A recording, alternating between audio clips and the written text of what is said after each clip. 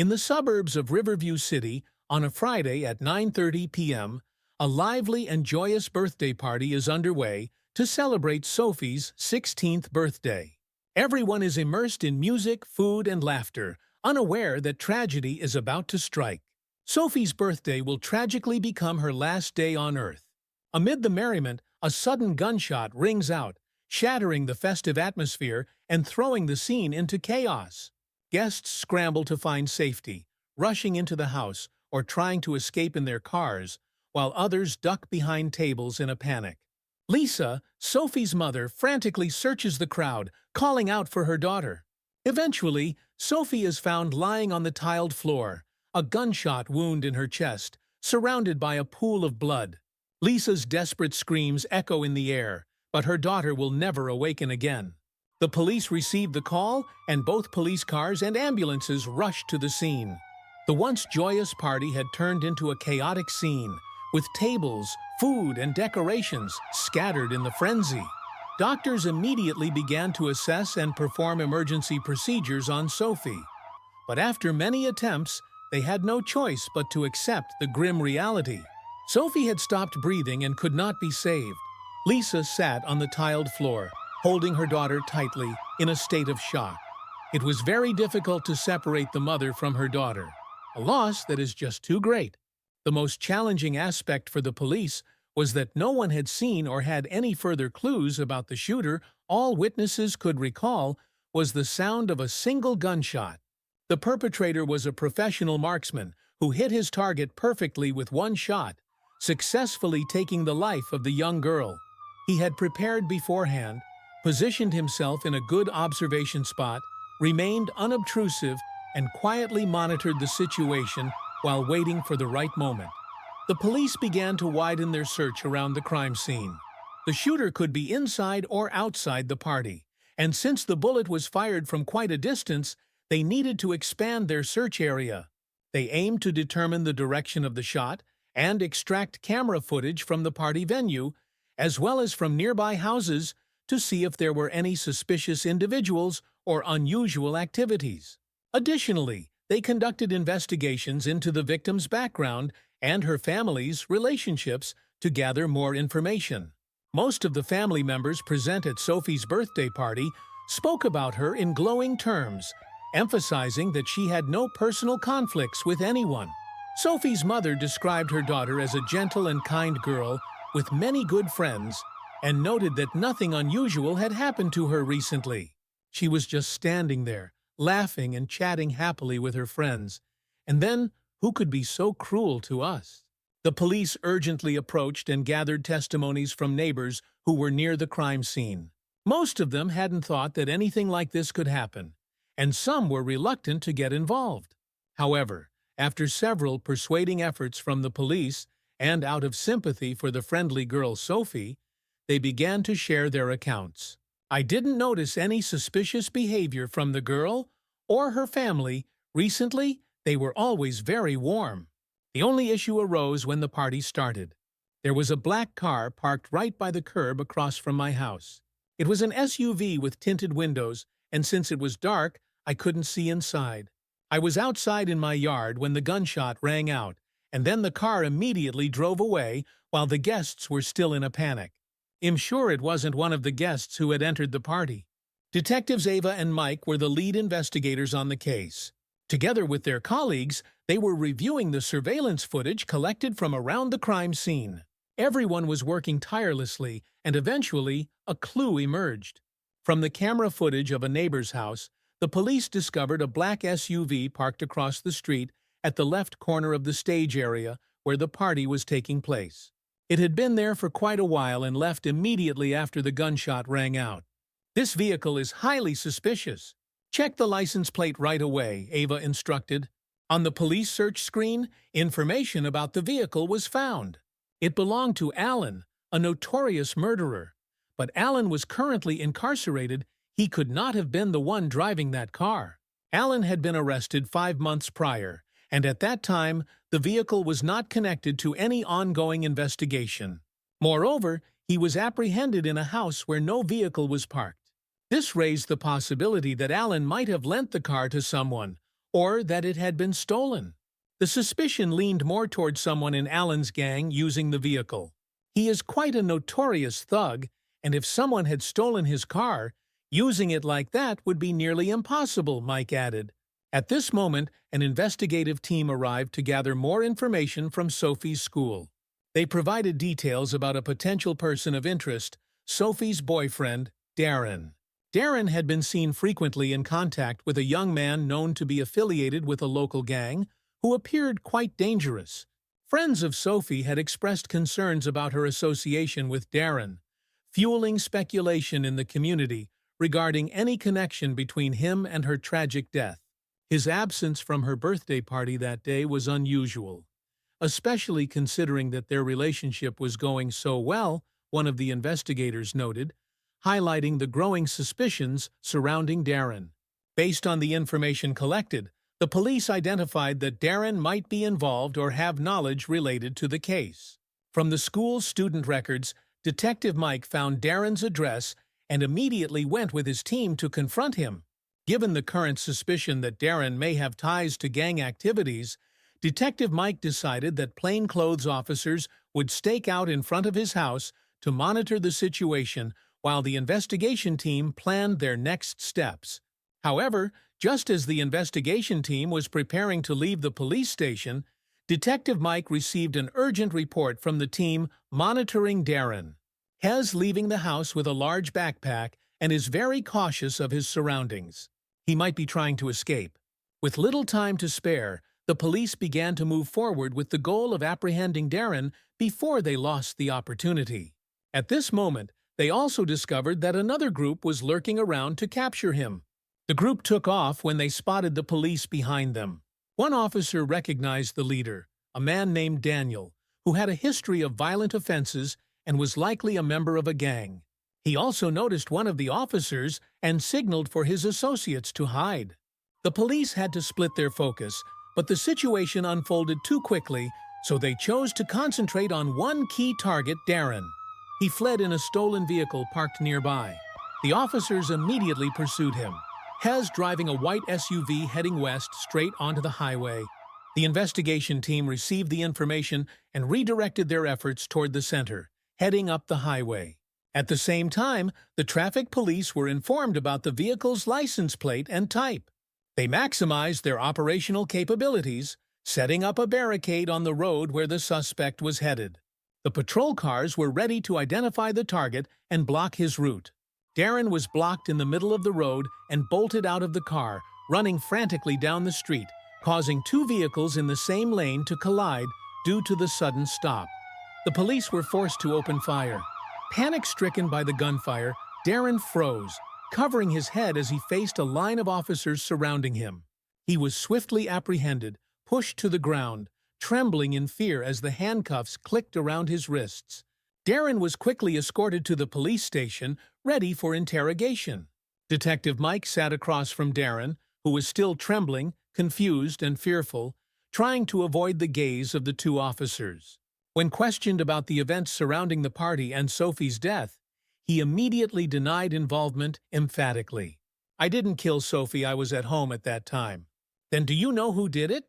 Darren hesitated, his demeanor suggesting that he definitely knew more than he was letting on, but was also struggling with the weight of that secret. Ultimately, after just a few probing questions from the police, Darren revealed everything.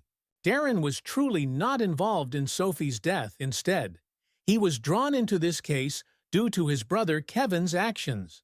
Kevin had been involved in a gang, and tensions between rival gangs had escalated, leading to threats against his life. On Sophie's birthday, my brother Kevin called and told me not to show up at the party because the gang was using me to threaten him, so I stayed home. Sophie had been to my house many times before and had interacted with Kevin, so I guess when I wasn't there, they targeted her instead, thinking she was important to him. Where is Kevin now? I don't know. Darren, determined to protect his brother, kept silent about Kevin's whereabouts. Kevin was a crucial lead. Capturing him could not only bring justice for Sophie, but also help prevent the ongoing gang war. The police confiscated Darren's phone and used it to track Kevin's location, which proved effective. After just one call, Kevin picked up immediately. Upon realizing something was wrong, he quickly disconnected, but the police were prepared. They pinpointed his location. He was hiding at his own home. The patrol team immediately received orders to focus on Kevin's house once again. A surveillance team equipped with cameras installed beforehand quickly got into position. All units, pay attention, stick to the attack plan. He may be armed, the commander instructed. The house was once again surrounded, and the police burst in through the front door, but it was completely empty. The surveillance cameras on both sides of the house show he hasn't left. Mike received the information and carefully circled the house, filled with suspicion. There had to be a hiding place the police couldn't see, if not in the attic or behind some cabinets. It could be in the ceiling or the basement. Mike noticed that the ceiling was covered with detachable panels. The detective made a decision he would remove each of the ceiling panels one by one. The first ceiling panel was removed just as a loud noise erupted from the kitchen. Kevin fell through the ceiling and tried to escape through the window. However, he was unaware that the police were waiting outside. Before he could resist, he was tackled to the ground and handcuffed. Kevin struggled in vain as he was escorted to the police station for interrogation. Kevin sat before the police with an unwilling attitude, glancing around the room before looking blankly at the officers. Mike questioned him about his gang involvement and the person responsible for Sophie's death, but Kevin remained silent. "I don't know why you're being quiet, but they are the ones chasing after you and want to kill both of you brothers. If your organization is protecting you, then why is this happening? If you don't cooperate, the consequences will be much worse for you." Kevin began to show signs of confusion when his brother was mentioned. After a long pause, he finally made a proposition. "I will talk if you promise me one thing: protect Darren until this is all over." Upon receiving assurances from the police, he started to reveal what he knew. Kevin revealed that he was a member of the gang known as the East Side Cobras, which operates in the west side of the city. Currently, the East Side Cobras were involved in a territorial dispute with another gang called the Red Kings. This incident regarding Sophie's death aligned closely with what Darren had predicted. The shooting was an act of revenge by the Red Kings against the East Side Cobras. They boasted about killing a relative of a gang member, and their next targets would be other family members. Innocent people would be taken down one by one if they did not relinquish their territory. It's far too easy for them to deal with those who are unarmed and unaware, while those involved in the organization are often unable to protect them. It was a horrifying and insane plan that these inhumane individuals could conceive. Based on the information gathered, the investigation team immediately contacted Officer Marcus Hill, who was in charge of monitoring the gang activities, to coordinate and compile additional necessary information. Marcus Hill indicated that their sources suggested that the gangs were splintering off to systematically take down other gangs. So, if we use a big bait to lure them in, we might be able to gather them all in one place. With this idea in mind, Mike came up with a plan, and the police began coordinating efforts to devise a strategy for a raid aimed at capturing the Red Kings in one swift operation. At 6 p.m. on Monday, the location was at an abandoned warehouse in the west of Riverview City. Police vehicles had quietly moved away from the scene, leaving only the members of the Special Task Force and the investigation team to quietly form solid encirclements, hiding in strategic attack positions inside the location. The plan was for the police to impersonate Kevin and contact the threat he faced from the Red Kings, pretending to surrender and negotiate terms. They proposed that if the gang spared Kevin and Darren, they would receive crucial information. The enticing offer was immediately accepted by the gang. The information they provided was that a weapons deal would take place at the gang's staging area, and they would just need to arrive in overwhelming numbers to eliminate the members of their enemy, allowing them to reap significant profits. Just as scheduled, a group from the Red Kings arrived to scout the situation. As soon as they stepped inside the warehouse, a team of police quietly took them down one by one. The informant pulled out a signal flare, but before it could ignite, he was pinned to the ground. Mike instructed Team 1 to surround the remaining members hiding behind, while the leader was captured and forced to contact his gang. Before long, a group of over 20 individuals lurking in the shadows quickly entered the warehouse. As they arrived, the police tightened their perimeter, cornering them all into one spot. The leader, seemingly enraged, opened fire. A fierce and brutal shootout ensued. They want to escape the encirclement at all costs. The police are forced to fire back to control the situation. After more than 10 minutes, the gunfire began to subside. There were casualties, some criminals had fallen, and a few police officers were injured, but they could not escape the consequences of their crimes. Police cars and ambulances were called back to the scene, where the criminals lay in pain on the floor, starting to plead for the shooting to stop. One by one, they were restrained, given first aid, and taken to the precinct and the hospital. Crime profiles were systematically created.